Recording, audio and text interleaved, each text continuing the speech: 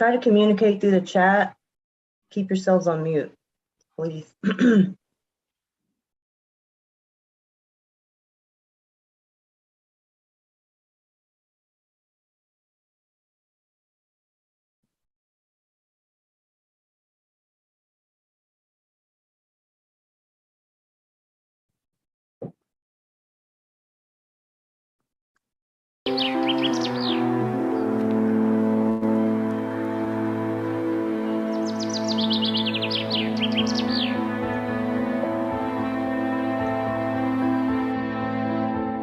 My sister is actually a teacher, and she actually was the first person to come to me and say, have you ever considered autism? And I'm like, you know what?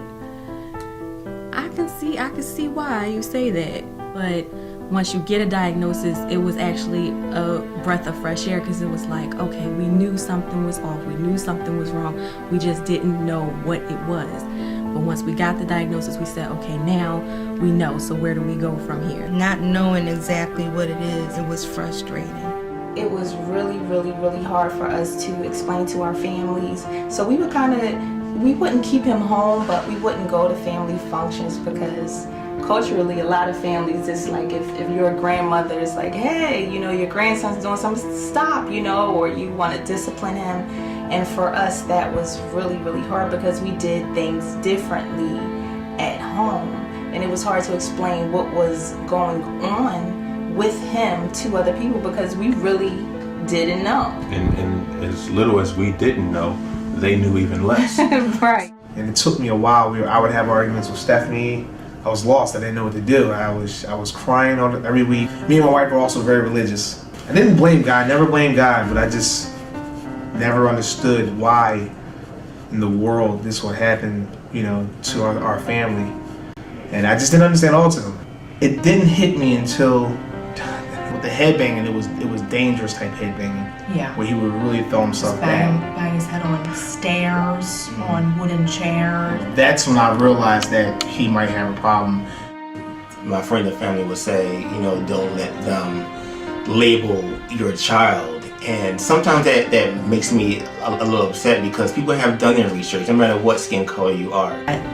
Yes, it's a label, but the label opens up a lot of different opportunities. That label has opened up so many doors that may not have been opened if he hadn't been diagnosed. I went through so many phases. Yeah. It was like a death for me. It was like somebody died, and I felt as though like I had something to do with this genetically. To me, it was all me. And I was upset. I was angry. I didn't know. I'm about to cry. Yeah. My wife told me I cry all the time. It's hard. As a mom, I think you know certain things about your child that's a little differently than a father. Yeah. I was almost a sigh of like relief, because I knew that something was different. Yeah, I still didn't understand autism. And even when I got the diagnosis, I just thought that was the end of his life. That was the end of his world. He was just going to be how he is for the rest of his life. Sal's denial, it was hard. It was his son, you know, his only son. He wanted to play baseball, he wanted to play football, basketball, but I definitely knew something, like I said, it just wasn't normal.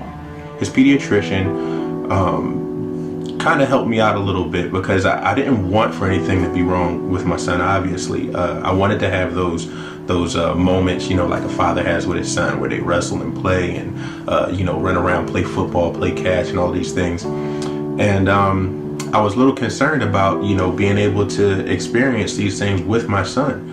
I also understood that with accepting the diagnosis comes a responsibility as a parent. And before, you know, you can get into any kind of programs or you know, anything that can help you out, you have to start at home. And a part of that is just like anything else, you have to accept, you know, what the truth actually is. I think being that there was no specific reason as to why he was autistic was just something that ran through my head, like, oh, I did this. But I didn't want to tell anyone. I felt like a little embarrassed. want nobody to look at him differently. I just felt like maybe I did something wrong. Like I wasn't helping them enough or teaching them enough or talking to them enough. Like I wasn't being a good mom to them. I punished myself. I felt guilty that I could have done more or that there was something that I wasn't doing. And if I would have known earlier, I would have known the right way to go about things and how to teach them things. I started to question, is there something I did wrong during my pregnancy maybe? Because I had a high-risk pregnancy with her. She was a premature baby. So I actually was like, does prematurity have something to do with autism? Or is this something that I didn't do during my pregnancy? Is there something I should have been eating during my pregnancy that I wasn't? Was there something I ate? Was there something I did? Yes, you try to find blame, in yourself. It's nothing you can avoid or there's nothing you can do to prevent it. Yeah, it's something that just kind of happens. It's still in its stages where doctors are trying to figure out exactly why autism occurs and how autism occurs exactly. But it's uncharted waters right now. I guess as a parent, you always have this vision for your child. Yes. And you vision like proms and weddings and them having children. And with autism, some of that halts. And for me, I really just flipped into this day-by-day mentality. I didn't look for 10 years down the road. I looked for today. Timmy had a great day today. And if it was a bad day, it was a bad day. You have bad days. I found the things that he loved to do. I never focused on the things that he couldn't do. That's probably the best thing somebody can ever say to you when dealing with a stressful situation like this, is that they're proud of you. My mom was more like sympathetic. She was like, he's going to be fine, it's going to be good, he's going to get the right teachers. Stage where I am now, which I'm just so overly into, just helpful and just trying to do everything I can. Just getting Timothy the best possible services I can because I want him to be the best person he can be. It's not about how much money you spend. It's about how much time you spend. Yes, absolutely. That's what it's about. He looks at you now and he sits with you, and it's this whole eye communication that we worked on for so long. He's really improved since he was younger. He talks a lot more, he eats more foods and everything. For all those families out there, just love your children, give them time. Early intervention is crucial. Early intervention is the key. Early intervention is definitely And the longer that you wait, the more difficult of a task that you'll have ahead of you. Okay, so since the diagnosis and now that we know they have autism, we don't argue as much. Well, we don't argue. Yeah, more patience. Over that anymore. Yeah, we have more patience. You have to think that it's not about you, about your feelings or what you think people are going to think about you. Not being embarrassed.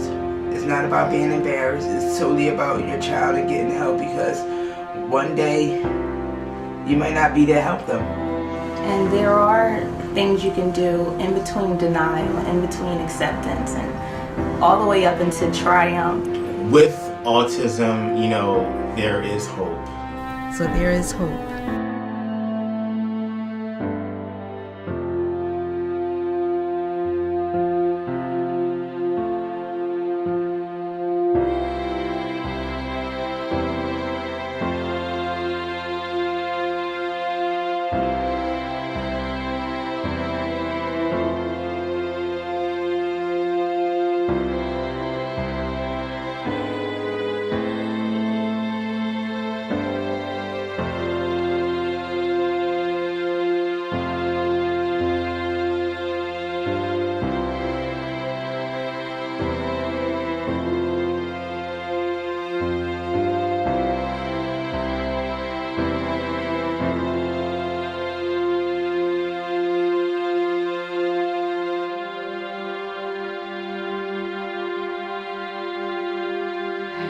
Autism is a neurodevelopmental disorder that includes differences in social interactions, communication, and behaviors. Some people with autism need a lot of help in their daily lives, others need less. From 2005 to 2011, the number of people identified with autism in Philadelphia more than doubled. By 2012, autism affected 1 in 68 children across the United States. Today, people with autism live in every country in the world. Screening to determine whether a child is at risk for autism can start as early as 1 year. Boys and girls can have autism, but it is 5 times more common in boys. There are no specific laboratory tests to diagnose autism, such as blood tests or brain scan. There are trained specialists who can diagnose autism through an interview or observing behaviors. Early intensive behavioral intervention can greatly improve learning and living outcomes for children with autism. Find out where you can get help or information. Thank you. Thank you. The end.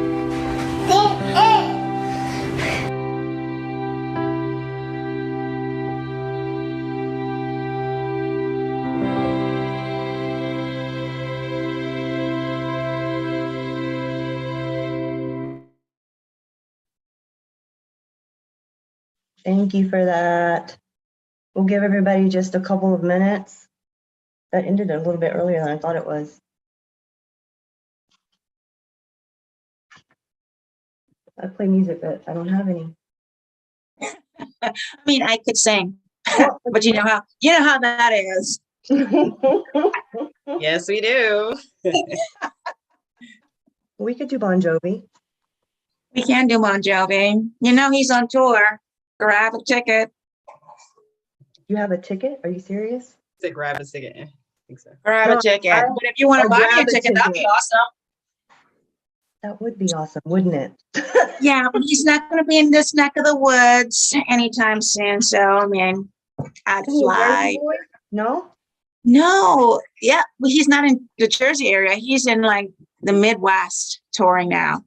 I know exactly. I know. So hard. Probably have to wait for the summer. Okay. Well, we will go ahead and get started. Welcome. I can't see everybody. I tried to pull it up on, I've got like 5 devices here. That's why I keep looking everywhere.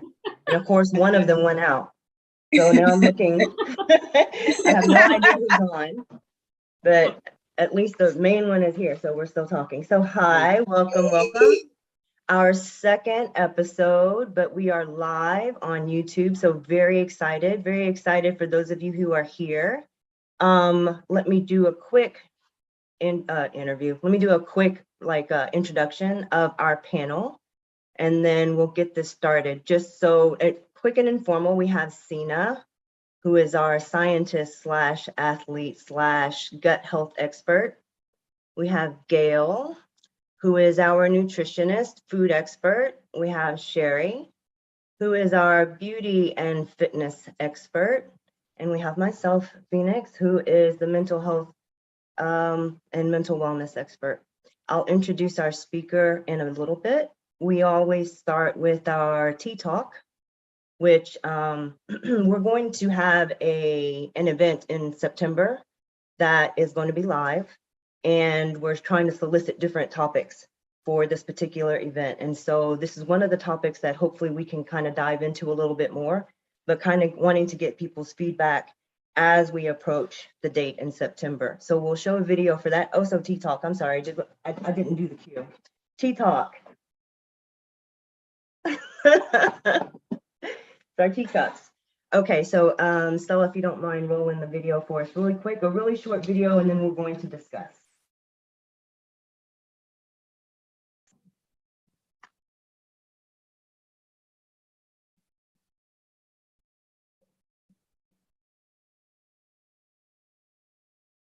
Address me as a strong, independent Black woman. It's not a compliment.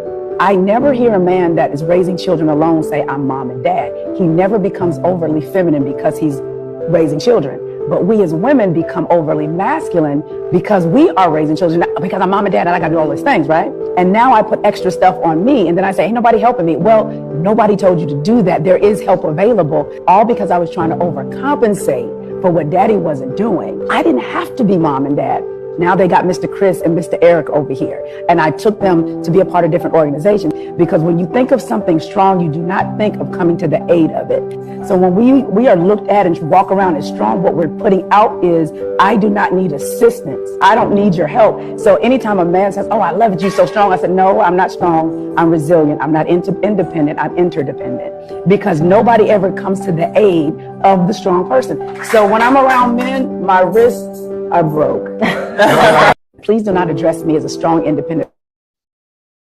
Okay, so this is our first topic. This is where we really want it to be. I mean, the entire time we want it to be interactive, right? Because we're trying to learn different things, and this is one of those situations. So please, if you have any comments, questions, what your thoughts are on this topic in particular, then please put that in the chat. I'm going to go first, though, to Sherry for her opinion on it. So what do you think about this? What stood out to me in this particular video, I'm looking through here, hold on just a second. My favorite line, when you think of something strong, you do not think of coming to the aid of it. I thought that was really powerful. So she said, though, that she didn't like being called an independent woman. Sherry, what do you think about that? Do you think that's an insult? I don't think it's an insult, but I think it's individualized. Everyone's going to be different. Everyone's going to see it different. And everyone is going to take it different. I was taught, I mean, it's a cultural thing too. I was taught to be independent. My mom raised 8 kids on her own after my father passed, and she has 6 girls. So she wanted her girls to be independent and not dependent on someone to take care of them if it comes to that, because, you know, things changed for her when my father died, right? So she had to pick it up and move on. And she's taught us to be independent and to be as strong as we can. And that's all I know, right? Can I ask for assistance? Yeah. Is it hard sometimes? Yeah, because I want to be able to do it. But that's the way I was raised. And it's how each household is raised, and that's how you become that individual. So I would say I'm 50-50 on that, because I was taught that way and by a mother who was a strong woman and her before her. So it's a learned thing for me, and I wear it as an armor. Yeah, I kind of agree with you, Sherry, as well. But I think too is that it's funny because I looked up the definition of an independent woman, and I got the urban definition. It says it's a woman who pays her own bills, buys her own clothes, and does not allow a man to affect her stability or confidence. And then there's another definition that says that an independent woman is determined, she's firm, iron-willed, resolute, strong-willed, unbending, and uncompromising. So no wonder that lady was offended, right? If you're looking at those definitions, for me, being an independent woman, I kind of wear that with a badge of honor. I think when you put that black, that black woman independence, there's an issue with that, because I think as society right now, I think it has an issue with Black women in general, but that's another subject for another day. But I also think that there's a little bit of that feminist that's in there as well, is that, during the feminist time, to be a woman, to be a strong woman or independent woman, you had to burn your bra and you were doing all these other things. So I think for me, the big misconception is that, there's nothing wrong with being a strong woman. For me, I wear it with a badge of honor. And then on the same note, I don't have a problem asking for help personally. I think kind of like what Sherry said, it's all in how you're raised, and I don't have a problem having my wrist broke at some time, I mean, I don't like taking out the trash. I'm independent, but if I was living alone, I would have to take out the trash. I have somebody here that does that for me. So for me, I like my independence, and I kind of understand the reason why she got mad, but for me, again, like I said, it's just, it's okay for me to be independent. I totally agree with the young woman in the video. I, like Sherry, I come from the same type of household, and every year for Father's Day, my mother used to actually get offended when people would wish her Happy Father's Day because she didn't want to feel like, masculine. At the same time, she had to, handle her responsibilities, but she did it with such grace, and that's something that I've always admired. But with that being my upbringing, I do have such a deep respect for that. But at the same time, I wouldn't want to be super, I guess, like super independent my whole life. Like I am looking for that interdependence. So like definitely like Gail, like I am looking to do that. But at the same time, I don't want to be, I don't want to rely upon that. Like, I'm solid by myself. And if you can add to the garden, then great. So those are just my sentiments on that. And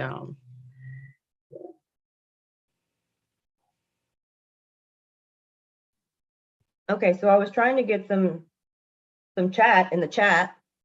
I was trying to get thoughts. So ladies, when you were talking, a lot of you were talking about like cultural references. Do you think that, and Gail specifically, you mentioned that within, like, for Black women, it's especially, and I couldn't remember how it was that you placed it or how it was that you put it, but do you feel like there is some sort of a stigma or something associated with Black women in particular and how we relate to having independence? Yeah, I think so. I think, and I'm not sure what the connection is, but I mean, for me, I just think that Black women in general, of late, we kind of get a bad rap, for me. But I just think that I think because we have always been in the background per se, and now that you are starting to see, African American women, CEOs, we have a vice president that's an African American. So I think what happens is that, people look at it and say, oh, well, what did she do to get there? Oh, she's mean, she's nasty, So I think for us, I think it's always been there. And I'm not saying other races, it happened in other races, but I think now the fact that we are becoming a little bit more outspoken and we're running our own businesses, we're doing those things. I think I think the spotlight has just been more on us of late. If that answered your question. No, it definitely does. I think that, so as we kind of talked about before, when I brought up this video, I said, I run into this a lot, me personally.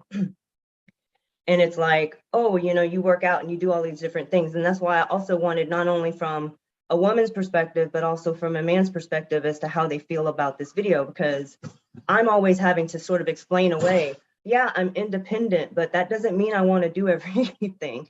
That means I can, but at some point I want to be able to have this relationship, as Sina said, this interdependent relationship with someone where we're partners and where we do things together, because that's what you do. You meet someone and you're wanting to bring the two of you together to make a more dynamic team. And then to be able to, I don't want to use that word because then that's going to, I think, trigger some people. So I won't use the word that automatically came to mind, and I can't think of something else. But you want to be able to trust your partner or this person that you're with, to partner up and to be a unit and to be a team. And so I have, though, in my past, had situations to where my independence was, at first it was like, oh yeah, you're so independent, so like you can do it. No, and like if I could do everything, or if I wanted to do everything on my own, then I wouldn't need someone else. I wouldn't need to be with someone else, right? But then you have people on the other side of that who are like, no, I'm independent, I can do everything all by myself. It's like, I'm not that person. So I try to make that clear. But anyone else? So I'm trying to read some of the comments. So someone was saying that they agree with you all. I think independence is a good thing. As far back as I can remember, independence has been the goal from childhood. And then we have someone that said there's a balance with it. Independence is a good thing. Who doesn't want to be self-sufficient? But I think there's a time when you should accept support and be unafraid to ask for it. And we've had this discussion before about being afraid to ask. and what help and what that looks like. And why do you think that, and we discussed it a little bit previously, but why do you think that we have such a hard time with asking for help as women? It goes right back to your cultural upbringing, right? And it just kind of trickles down from generation to generation of that independence of not asking for help, because if you can't do it yourself or you can't get it within your family, like don't take it outside the family, right? We can deal with it as it is. So it's always a taboo to go outside the fence and ask for help. Now it's becoming, better in some sense, but I feel like some of the older generation is just like, no. And I don't think it's just a cultural difference for the Black community. I think it's in other communities as well, of it being hush hush. Certain things are not said, things are not done, and one of the things are asking for assistance outside of that family area or that demographic, right? They don't want outsiders. So it all depends. It's cultural. I think it's cultural for most of them. Yeah, I think too is that, a lot of people feel it's a sign of weakness, a sign of, I can't take care of myself, I can do it better. I don't want to ask anybody because if I want it done right, I'm going to do it myself, trying to be everything and everything and all things, to just taking care of it, and kind of like what you were saying, Sherry, I think we talked about this at another time, was that, in the African-American community, a lot of times, there were just a lot of single mothers, our men being incarcerated or having to work, 2 or 3 jobs, and the mother, she's a stay-at-home mom or whatever. So I think, a lot of times you just make do. I remember my mom, you just make do with what you have, and you only have, like Sherry said, your family, and then on the other side of the coin, like I said, it could be a sign of weakness. For me, I don't have a problem asking for help. But it depends on what I'm asking for help for, if you're asking for help for money, that's a touchy subject, you don't want people in your business. So it depends on, for me, I think it's based on what am I asking, and it probably shouldn't be like that, but that's how it is for me. Yeah, I mean, pretty much it's like you are what you see. So I didn't really see a lot of that growing up. Like, my mom's super independent. So I personally do have a real big issue with asking for money. I won't take anything, and I will literally just be humble, but because I just don't like the idea of like being indebted to an individual. But at the same time, it's like I didn't see, extreme monetary gifts from, really, really, really like close family, I guess, so to speak. So, yeah. Okay. Well, we're going to wrap this up. Thank you guys for your input and for the comments and the panel. If you have any comments, I don't know if you have the YouTube channel up, but they can't see your comments here. Remember, that's just for us. So make sure that you're commenting on YouTube. Okay. Okay, so then we're going to go really quick into a video, and then I am going to introduce our speaker, I think. Hold on just a second. Let me make sure I'm not off script, because you know what that could lead to. Okay, so as you may or may not be aware of, Autism Awareness Month is this month, and we have our guest speaker tonight. Before I introduce Dr. Griffith, though, we're going to show a brief media clip from 2 movies you may be familiar with, just to give an idea of what it is that we sometimes see in the media depicted for people that are on the spectrum.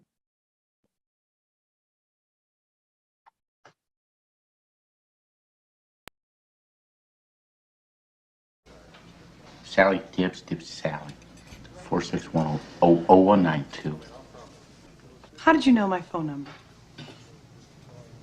How'd you know that? Said read the telephone book last night. Dibs Sally, 461-0192. He remembers things, little things sometimes. Very clever. Maybe he's capable of much more than we know. Sally Tibbs Sally. 461-0192. How did you know my phone number? How'd you know that? Should read the telephone book last night. Tibbs Sally. 461-0192. He remembers things, little things sometimes. Very clever, boys. I'll be right back. How'd you do that? How'd you do that? I don't know. You memorize the whole book? No. You start from the beginning? Yeah. How far'd you get? G. G? G. God's sake. William Marsh. God's sake. You memorized to G. Yeah, G. A, B, C, D, E, F, G. G. Half a G. That's good, Ray. Yeah. I like that. Yeah. Your son is a remarkable young man. He has more in common with Einstein or Mozart than he does with us. Can our son lead a normal life? Define normal. He has highly advanced cognitive skills, the obsessive personality. Maybe he's capable of much more than we know.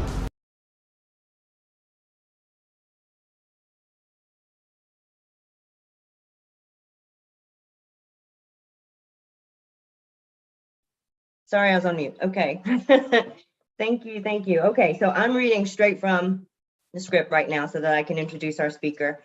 Dr. Ali Griffith is a TEDx speaker, #1 best-selling author and business strategist coach. Her fiery energy and innate understanding of business strategy has allowed her to share stages and lead support teams with titans such as Tony Robbins, Dean Graziosi, Steve Harvey, and Lisa Nichols.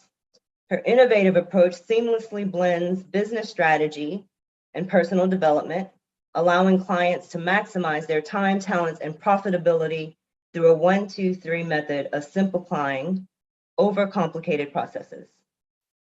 An audiologist and speech pathologist by profession, Dr. Ali is trained to hear people in order to feel them.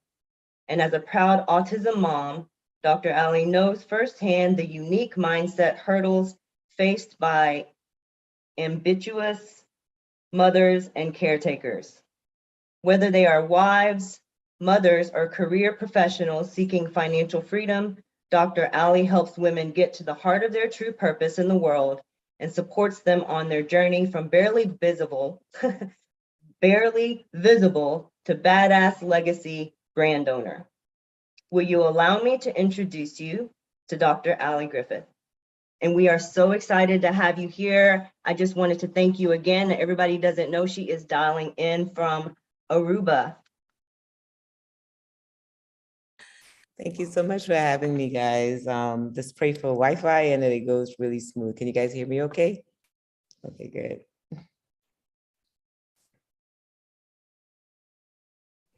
Okay, so then we'll just go ahead and start. If you don't mind sharing, I know that you said that you have a personal and professional relationship with autism. So if you don't mind sharing like both of those and those aspects and how they work together for you. Okay.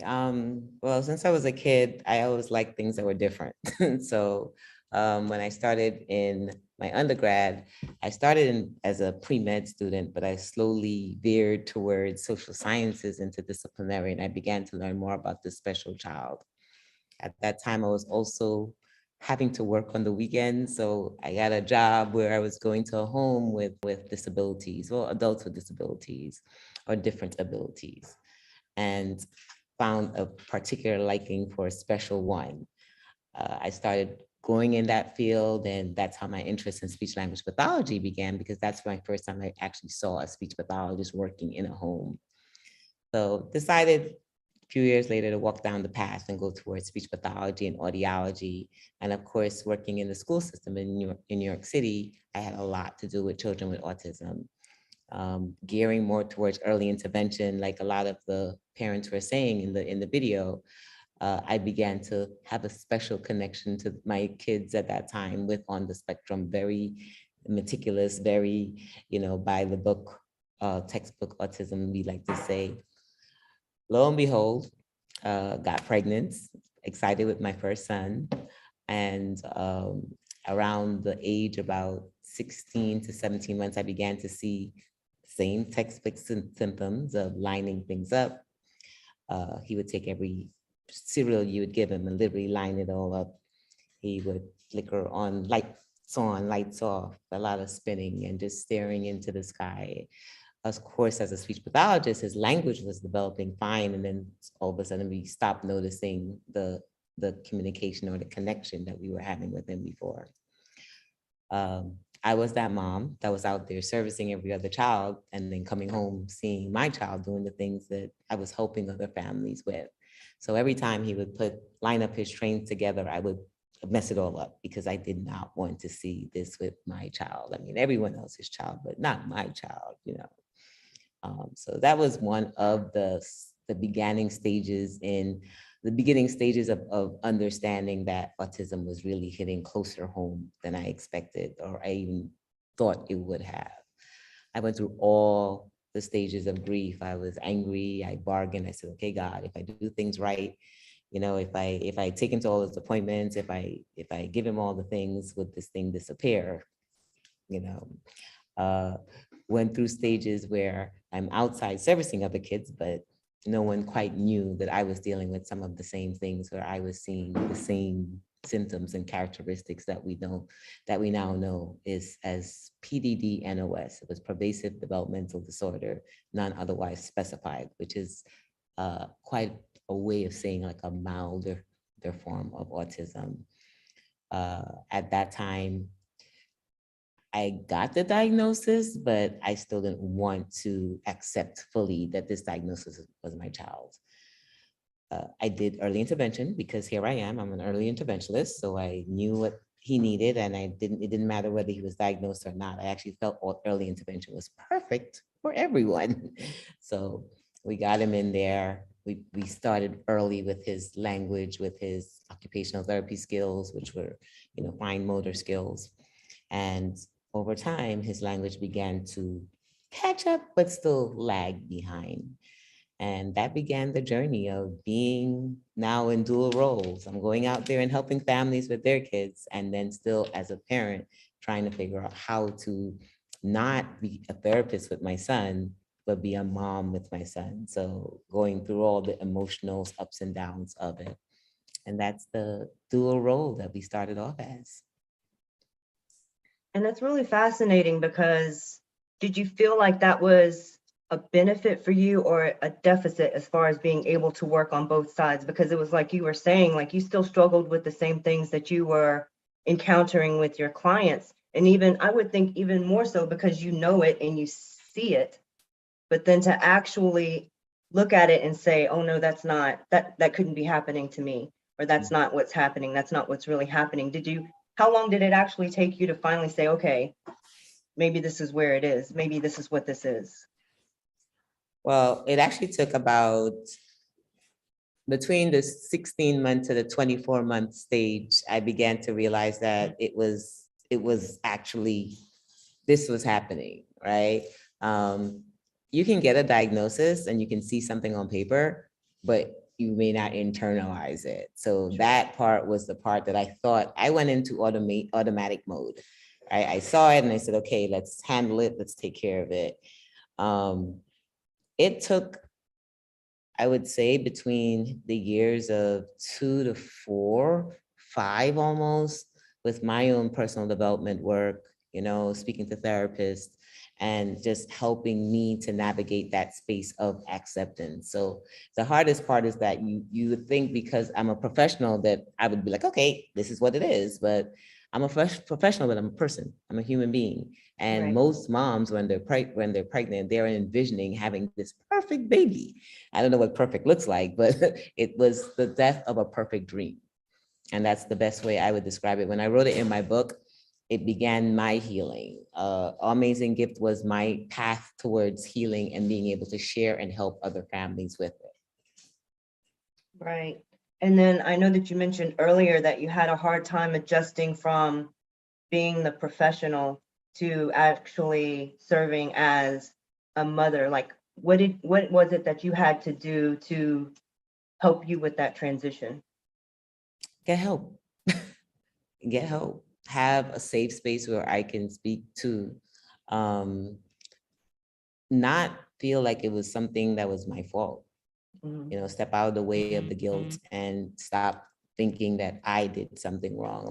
Like any stages of grief, you know, we go through them all. We go back and forth, and it's not like you go through one stage and you get all the way to acceptance and it stops. It happens again at a different stage where you bargain again. I mean, you go outside, and every stage that he dealt with was a different level of things I had to deal with. I mean, he's now turning 16, and now I'm still dealing with a different level of autism. Now he's dealing with high school. Now I'm nervous with if the kids are gonna tease him, and it never stops. It requires more self-work as a parent, and then helping others to understand that it's okay to have the different emotions. Right. And I know, so you said that he's almost 16, and I know that he is also a best-selling author, following after his mother. Tell us more about that. I think that's amazing. Yes. On his 15th birthday. So this was our response to COVID. He was home, we were home. And since I had did my book, Amazing Gifts, he's on the cover of that book, but around 2 years within it being published, he kept saying, "That's not my book, Mom, that's your book." And so I was like, "Well, do you want your book?" And he said, "Yeah, I want my book." So we started with the journey with him writing, or trying, because he likes to write. He loves Thomas the Tank Engine. He'll write about the stories about Thomas the Tank Engine forever. And we started his little journey of writing, but then writing isn't his strength. So we were going to record it and get it all into chapters and things, because now he's a teenager. So we're going to give him a chapter book. And that wasn't happening. So then we finally decided, I said, "So how about a coloring book?" And he was like, "Yeah, that I can do." So we went, and he has its coloring book. It's I Am. It's reliable, responsible, and really useful, which is from Thomas the Tank Engine. And it's 15 affirmations, just sharing about what he's usually helping other people out with either way, and how he's being responsible, and how he loves to be really useful. And just being able to share the information, to have him have his bestseller. He released it for his birthday. I think he sold close to 400 books by now. He's out there. He loves talking about it. And it's just a joy to see him have his own. So that's great. That's amazing. That's amazing. That's great. You spoke earlier about motor skill development early on. How important do you think exercise and physical health is to youths with autism? Oh, super needed. So one thing I didn't mention is that I'm a black belt in martial arts, right? So as I was studying martial arts, and this was literally after Zachary was born, it was part of my healing therapy. I needed to punch and kick something. I had to release anger somewhere, or frustration. I was also going through a divorce at that time. So through that time, I got really interested and involved in a dojo, a martial arts facility. And through there, we began to learn more about control over your body and how to navigate it. And I wanted him to get into the martial arts program there for the children, but he did not have the attention span, nor was he able to focus with so many other kids inside. So I decided to create my own. I created a program called So Smart Kids at that time. It was for children on the spectrum who can have a space where they would use exercise to communicate. So he had all this extra energy, as most children with autism, and not all, because it's a range, right? It's a spectrum. So, but he had a lot of energy. So we found when we took him out for exercises, when we let him run, when we let him release this extra energy, that he would be more calm to focus on other things. And as we began to incorporate martial arts, as we began to incorporate yoga and meditation, he just began to learn to have more control over his system. I was just mentioning to one of my beach treaters right here that we did meditation with him, and I went through this child yoga meditation program so that we can incorporate more of that in So Smart Kids. And he began to use breathing as techniques. And he would say, Mom, calm down. Like if I'm going off, he's like, take a deep breath. And and you just see him by himself. When he's all worked up, you'd see him just sitting down, just going into his stage of breathing. And all of that is super important because they begin to learn how to manage their emotions, manage their body, manage themselves. And it was an incredible program. So definitely. That's awesome. So definitely there is a improvement in behavior because of exercise and movement. Yeah, I love it. I think it's a way of getting them reconnected to their bodies at moments when they feel deregulated and they don't know how to really navigate themselves in space. So there's nothing like movement and dancing and music to help them to reconnect back with themselves. And of course, nutrition plays a huge role in it. Like for most children, when they have certain access to sugar, it may cause extreme, hyperactivity. Children on the spectrum, there's certain diets, and it varies by child. So I don't want to make sure everyone knows it's not staple for every single child, but at least for Zachary, we knew the red dye was not good for him. We knew the blue dye wasn't good for him. We went through a diet where we reduced lactose. We went through the gluten-free diet until he decided he wanted pizza. And we decided that no matter what we did, he wanted pizza. And after a while, when he became the age where he began to navigate, like, Mom, I know it's going to make me gassy, but I want pizza. And I allowed him to have that independence, to be able to communicate that for himself. And we got him back into to gluten and milk products. And we just learned him, gave him probiotics and things to help him to navigate that system until he was able to not have as much a negative adverse reaction to it. But a lot of parents with children on the spectrum have noticed that nutrition plays a major factor in terms of the foods that you give them, in terms of how they can respond to it. And Dr. Griffith, you stole my whole next question I was going to ask you about nutrition.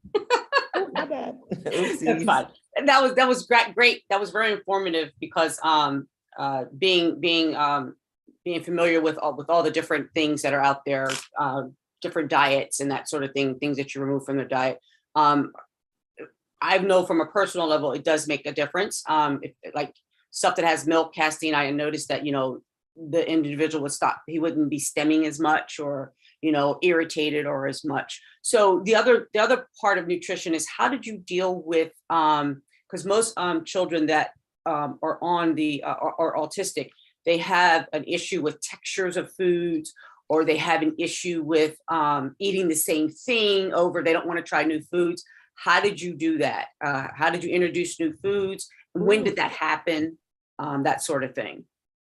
Good question. Yes, picky eaters is what we have to deal with. Zachary used to only eat one specific food at certain times. He would not try anything, especially growing up when we had him on the casein lactose-free diet. It was very hard to navigate his space because there weren't many things that were fun that he really enjoyed. At least we tried different ones. Like we had these puffs that he would try and he would like it one time. And then all of a sudden I'd go and I'd buy like 10 of them and he decided he doesn't want it anymore. And here I am with all these puffs that I just invested in, only because that was the only thing he was eating at that time. And we went through so many stages of that. One of the things that I'm grateful for Zachary was us continuing with communication skills with him. And we had this, my mom was super helpful in this, where we would say, try it, you might like it. And we probably got it from some cartoon. And he would say, okay, I'll try it, I might like it. And then he'd go, I don't like it. Or he'll say, I like it. So we gave him more opportunities to try different things at different times. There were definitely periods where he was stuck and perseverated on that one thing he loved. Like I said, when he got the taste of pizza, we couldn't undo the love of pizza because he already knew that I like this. He went to a party and he tasted it and he was like, I know you had me on this casein lactose-free diet because and he was 7. So he's beginning to understand and communicate. Right. And he's like, but mommy, I like it. So it's that balance in between of wanting to help your child because you know their bodies may respond different to it, but then allowing them that space to be themselves and actually advocate for themselves and see what are the things we can do for him to navigate that process. So we leaned on other skills, right? If we knew that it would make him very gassy, then we know it's going to be a really gassy night, or we do other things to help him to process it, or we try prunes, just things to help him to navigate the process. And I have a lot of autism moms in my community who ask me some of these questions, and I said, really, your child is your child, and you really get to navigate what works best for them. There's no right or wrong way. It's just, try to help them the best you can. And if they really like that one thing, like spaghetti, like it's so funny. I have a group, the Amazing Tribe, and I literally put, your child is autistic if they. And they all threw in their different responses. And they're like, if you have to get the same chicken nuggets, you have 20 cases of chicken nuggets in your freezer. And most of us said the same thing. There's that one thing our child likes, and we know we need them to eat because to sustain. And sometimes we just go to that space because it's more important that the child eats and stay alive than if it's the right or wrong thing at that time. And then I'm a proponent of introducing new things every once in a while because that's the speech therapist side of me also. So from a holistic standpoint, did you use things such as like untraditional types of things like HBOT, hyperbaric chamber, different vitamin supplements? Did you use essential oils? Yes. Okay. I'm that mom. Most of us, we want it cured. We want it away. We don't want our child to have this. And especially at the stage when we think we hear these things, right? Someone say, if you do this, it'll work. And if you do this, it'll work. I've taken him to every place, every scene, every specialist, drove all the way to the end of Long Island for someone who thought that they were going to put him through this exercise to help him to navigate.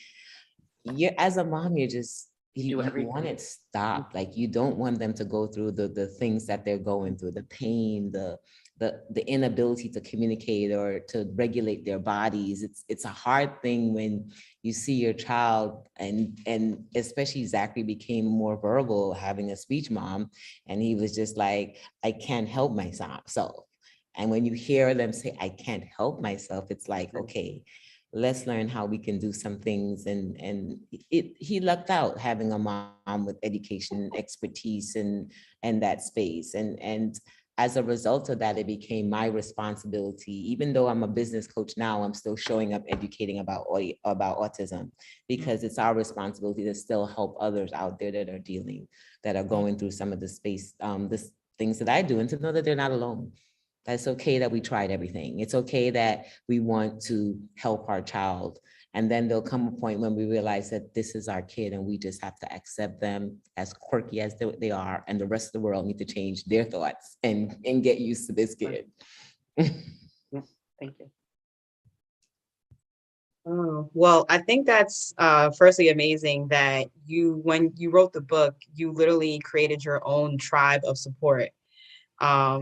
That's like, that in itself is very big, because like you said, and you would ask your audience, like, is this something that was common, like amongst like autism mothers, like you guys are used to that. So I think that that's beautiful that you've created that like space.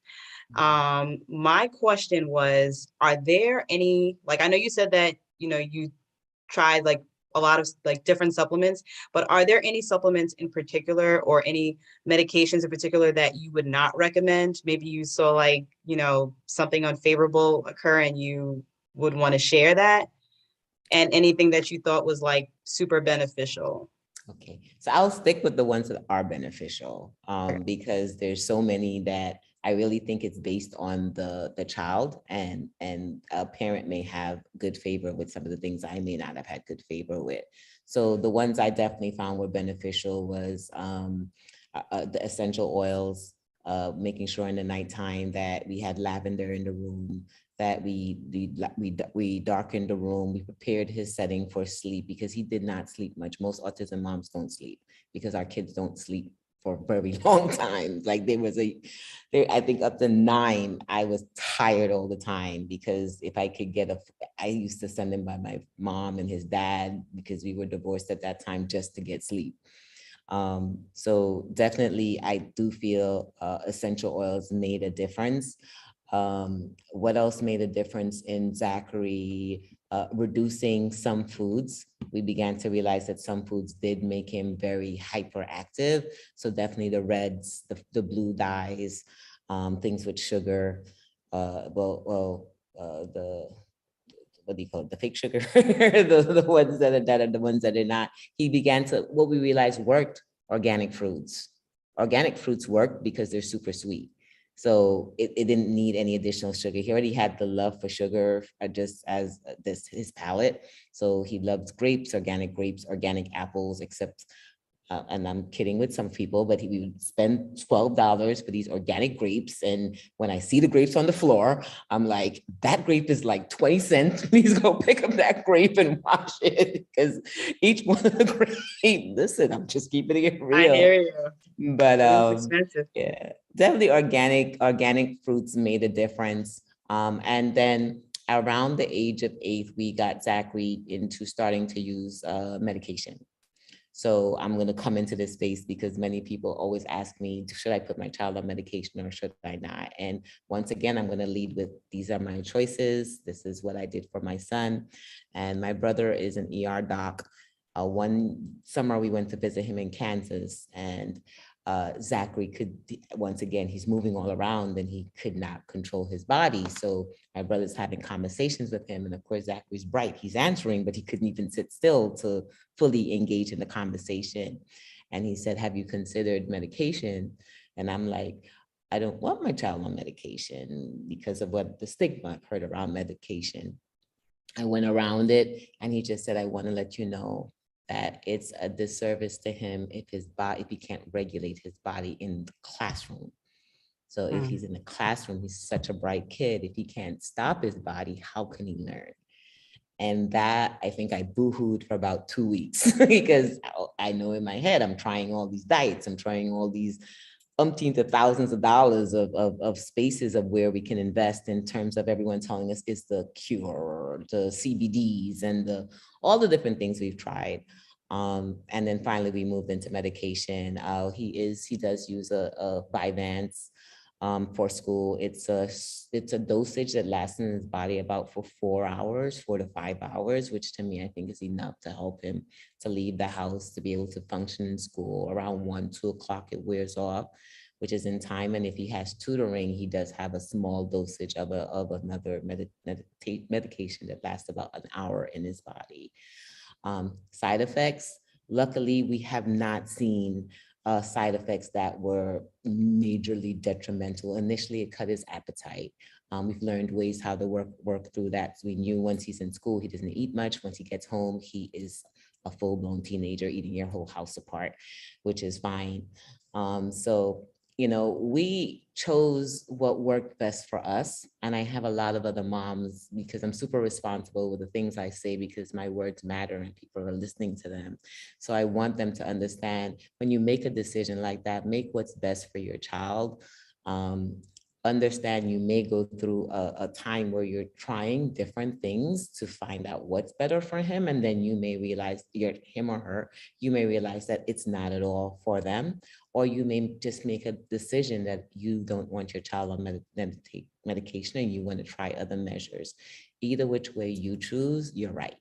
Because you have the responsibility to make the best decision for your child. And I don't want you ever to feel guilty that you're ever making a wrong decision. You are right.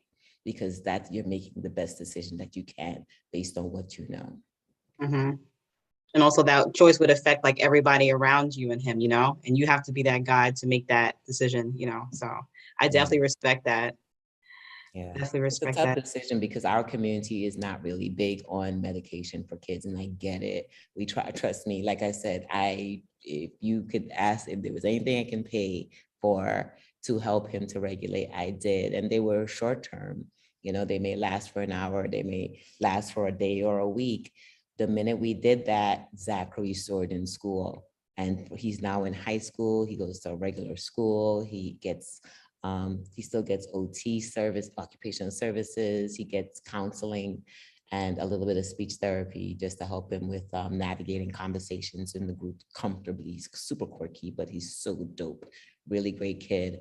And, you know, and he still takes the medication. He's like, yeah, he asked me, Mom, you know, why do I need it? And I said, well, let's send you to school today without it, and let's send you to school today with it. And do you notice a difference? And he said he did. So, you know, we're helping him to navigate as he gets older to make the choices that works best for him. You had mentioned, Dr. Griffith, you're talking about like different treatments, and have you noticed, being in the profession and also providing these different services for your son, like treatment disparities? So there were some studies that I'd read that were talking about how, you know, like certain people in certain areas and certain racial, like race ethnicities, don't have access to these different services, and it's not provided readily. Is this something that you've also noticed? Absolutely. There is a difference within the African American community and other races and other minority communities.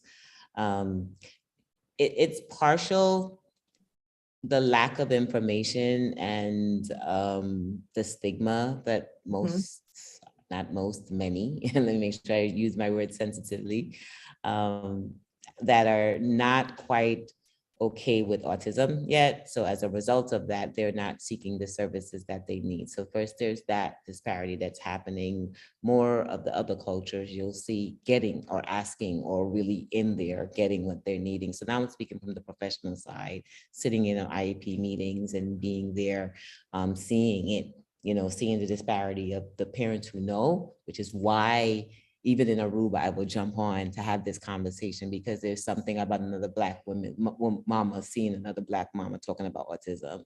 They don't care whether I'm a doctor, an audiologist, a business coach. They just want to know, they know, okay, I'll listen to her because she looks like me. So letting them, that's why I'm very selective with my words. There's different treatments just based on our own acceptance and what we know to ask for. So when we don't know what to ask for, then then they're not going to, you know, just volunteer, you know, extra services for us when we don't know the space. So that's the first disparity, is the educational aspect of it. And then the second, there are just certain neighborhoods and certain states that have better regulations and control over regulations for it. New York, gratefully, is one of the states that get a lot for children with special needs. Their school system is equipped for it. Their therapies are available. When we're not getting it, it's a lot because most parents don't know it's available and how they can get it. So there are people out there getting 5 times a week for their kids and 10 times of ABA and 10 hours of ABA and all these things, because their community is talking about it within each other. We're being quiet because we're ashamed or don't want to tell people that our kid's even getting anything, so that other young mama or other mom who gets that diagnosis doesn't know, so she's starting over again fresh. So she doesn't know how to ask. So it's a catch-22 in that world. Sometimes some areas are not privy to having therapists that want to go into that area to service the needs. And therapists are sometimes high in demand in the lower socioeconomic communities. And then you'll have it more available for those who want to pay and don't mind to pay out of pocket to have speech services or other services. So it's a big divide. It really is up to us, to educate families, to let them know you are entitled to equal opportunities in terms of services, in terms of classrooms, in terms of educational.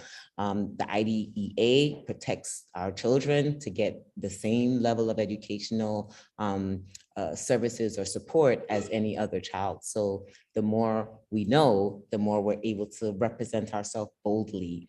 When a person doesn't know, they don't feel courageous to ask for it. So when they say we don't have it, they take no easy. When you know that, wait a minute, that's not right, I'll fight this, or I'll go to the end, and they'll mostly get what they need. When I tell my moms all the time, just fight. Just you fight like it's no one's business, and you'll get what you want once you keep making noise for your child. Like, they know in Zachary school, don't mess with me. Like they just know. Like I come to the meetings and I'm like, okay, let me let you know what Zachary will be getting. He will be getting 3 times, and they're just like copying it. And I'm like, I need him to have a scribe. I need him to have a calculator now. He doesn't want to do multiplication anymore with his head. He tried it. That doesn't work for him. Give him a calculator because he's getting slow and way behind, just trying to catch up doing multiplication. So these things, like, parents wouldn't understand or know that their child can actually move ahead if they gave them supplemental services or things that can help them to still have their child soar. Even though they may not be able to do other things, they can still do certain things. So.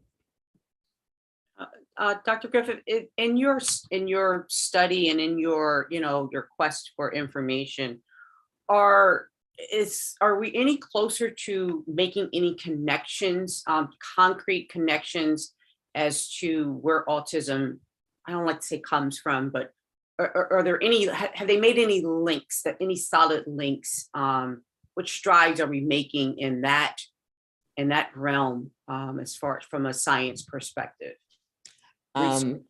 From a science perspective, they're still going off in neurodevelopmental. From my perspective, I'll always give my perspective of what I felt with Zachary. I noticed the difference when Zachary received his second MMR. Thank you. And I will not say that it does it for everyone, but I believe every child responds different to lead levels in their body.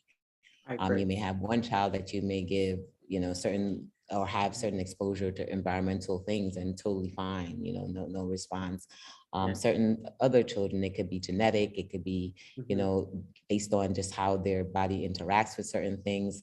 Like I said, he spoke, he received, when I look back later, I noticed there were a lot of vaccinations that were getting too close together. If I was to do it again, Zachary's my only. I definitely tell a lot of parents just space it out a little bit, give their bodies a little chance. Don't let them tell you you need 8 and 10 all at one time. You have time, just take a little time to space it out. That was when I really began to notice the language lost with him. Now, am I one that's saying vaccinations did it? I'm a pro-vaccine. No, I can't say that. I can just say, because the same child that I've also taught in classes, or children I've taught in classes who had autism that never had vaccinations, it's not only based on that. So I will never lead with that. Is there one concrete way now? They still are not saying anything that I could definitely say definitively that is the cause.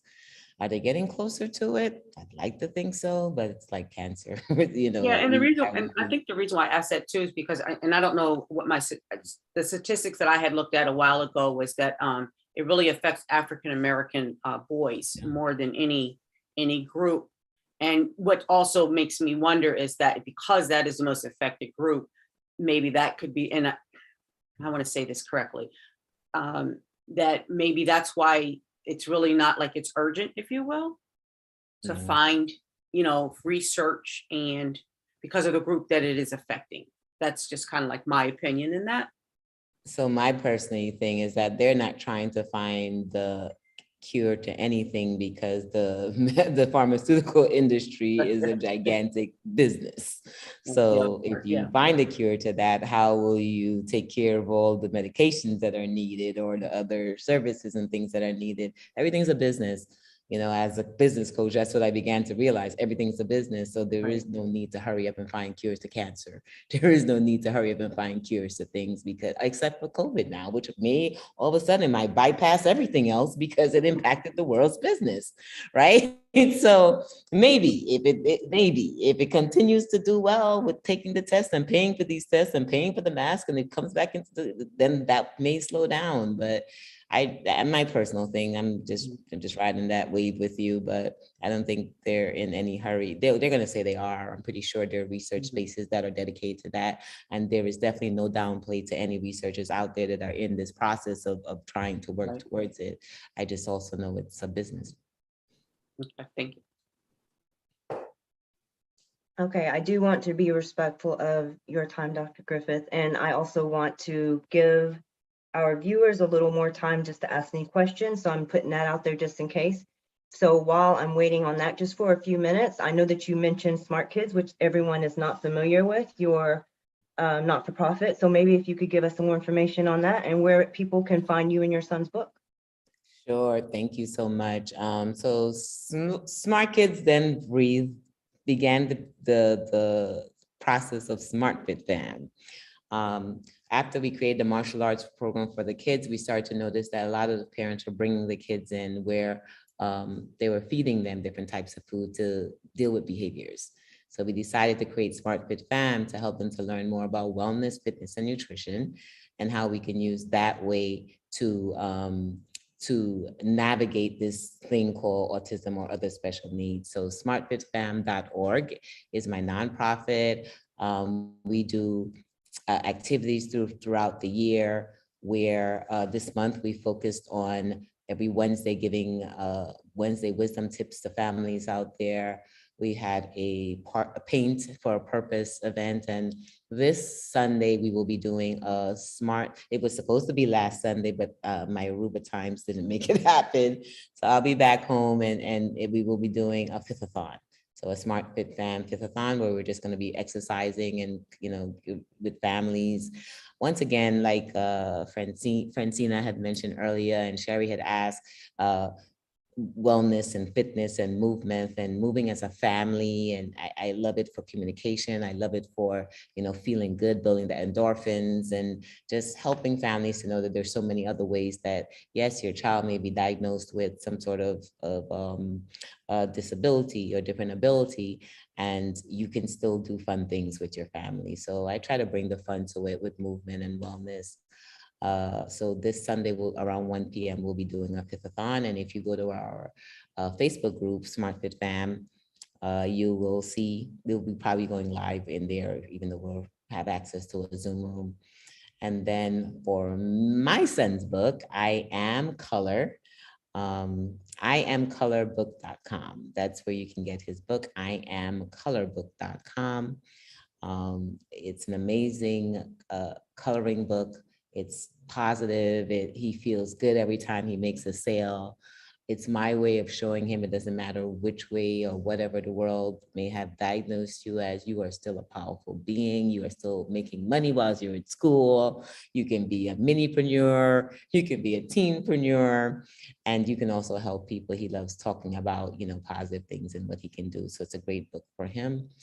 As for me, I'm Dr. Ali Griffith all over Facebook, Instagram, Twitter, Pinterest, YouTube, TikTok, everywhere. I'm Dr. Ali Griffith. And I just want to help folks to take their God-given gift and elevate it to the next level and not let challenges such as being a parent to a child with autism or being a caregiver to your elderly parents to stop you or derail you from what God's plan is for you. My purpose is using the strategies that I've learned from being in rooms with millionaire icons, and helping it to get to us, simplifying it, shortening the time, because most of my moms are usually busy and can't really develop their business as much as they like to. So same thing I do for the special needs community, which is simplify it and help them to be better. I do the same thing in the business world. I've simplified systems and measures and how you can still be amazing in this world simply as yourself, showing up in your gift. So that's me. Thank you so much for that. I just feel like there's so much more that we could talk about. But like I said, I want to be respectful of everyone's time and your time especially. I want to thank you again for bringing your knowledge, for bringing your experience to this platform. I did share all of the different links that you provided. So hopefully people will reach out and, grab some more information from you and, pick up Zachary's book. I think that that's amazing as well. So thank you, thank you. Ladies, did you have anything else that you wanted to share or add before we departed? Just want to thank you again, Dr. Ali. It's just, it's great to hear your story. It's great to learn more about the community you've started and you continue to give to and share. And I totally appreciate it. Thank you. Thanks for having me. I thank you so much for your transparency, and your story is really amazing. And I think I seen there was a lot of similarities in our story, in our family. So I can really, really relate, and even to the clip, the beginning of the podcast. so relatable. And I think when I look at you, I see that you are very relatable to people, and people, I mean, I listen, they stand up and listen to you because, and I think the fact that you have a child that is autistic, and then you also, that was your job. I think it gives you definitely what is it, a third eye, I guess it would be. Thank you so much for covering this topic. It was a must when Phoenix reached out, even though I'm in Aruba doing a retreat, it was just important to just stop for a second and share the information to whoever needs to hear it. Yeah, lucky you for being in Aruba. You're my favorite place too. I was gonna say, did you visit Baby Beach? Of course. That is my favorite. I literally have a rock by my bed. My favorite place in Aruba. If you could send me a clip, I'd appreciate it. You got it. And enjoy like your last few days while you're there. Seriously. Oh, I'm leaving tomorrow. This tomorrow? is the last so day. your beach days are over. Yeah, but we'll be back. I do retreats here often. So our next Biz Beach retreat will be in June, and we'll be back doing more business on the beach. You're going back to Aruba in June? Yeah, business on the beach. I love it. Can we get those dates and times for that retreat? Yeah. I got you guys. But yeah, it's definitely a space. And when I started it was initially for moms that were busy like me that couldn't build their businesses at home. So I figured, why not just escape where we can do it on the beach, and you can relax, relate, and actually focus on your business and growing it. So, and then other moms start to sneak in. So I stopped saying autism moms. I'm like, and then people who aren't moms come in. So I was like, okay, just whoever needs it, just come. Wonderful. You are really empowered. You're an empowering individual. That's the autism mom is clearly one facet of you. But you're phenomenal. Thank you. I receive it. Go for it. Thank you. And we'd like to thank, I'm looking at my phone here on Zoom, thank all our viewers that came out today for our second edition. We made it very special. Thank you. And we'll see you in a month. Thank you, Ali. Thanks so much for having me. XO.